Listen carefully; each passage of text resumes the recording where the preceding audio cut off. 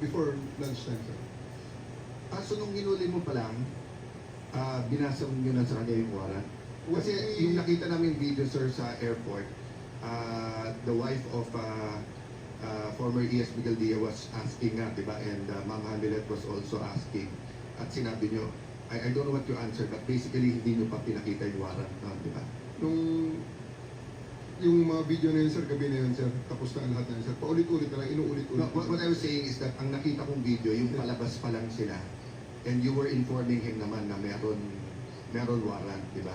Palabas sa tube, sir. Sa tube.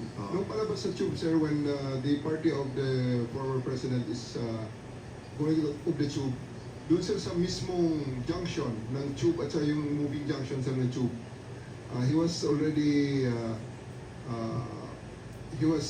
met by PG, who attempted to read his rights. Okay. And they said, wag na, pababain natin ang tension, doon na lang sa 250. Okay, so they attempted to read him his right, and dala nila yung warrant, no? Hindi pa? Yes, sir. Dala na, sir. Dala na nila? They will not. So yung go out issue of the na plane. walang dala, that's not true kasi dala nila.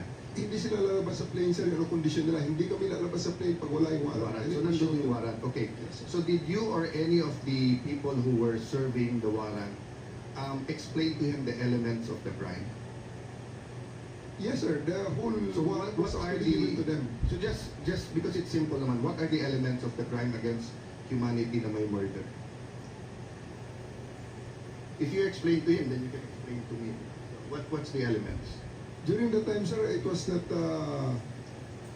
me who attempted the reading of the rights. It was the prosecutor general. Yes, sir. But sabi mo, you know the elements of the crime.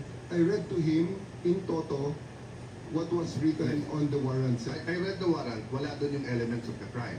We did not say that I know the elements, sir. I just Yes. read to him exactly the charges in accordance with what is written in the Yes, sir. warrant. I'm not arguing on the opinion and the legal kasi ito factual pa lang. But my point is, when you arrest a Filipino citizen for theft, for inciting to sedition, etc., meron po tayong legal maxim that ignorance of the law is not an excuse thereof. So, we are, as Filipino citizens, dapat alam natin yung law, di ba? So, pag inarrest mo yung isang tao, ano yan, bagransya? Sandali lang, sir. Na-repeal na yung bagransya, hindi na ano yan. But, I'm arresting you for what? For theft.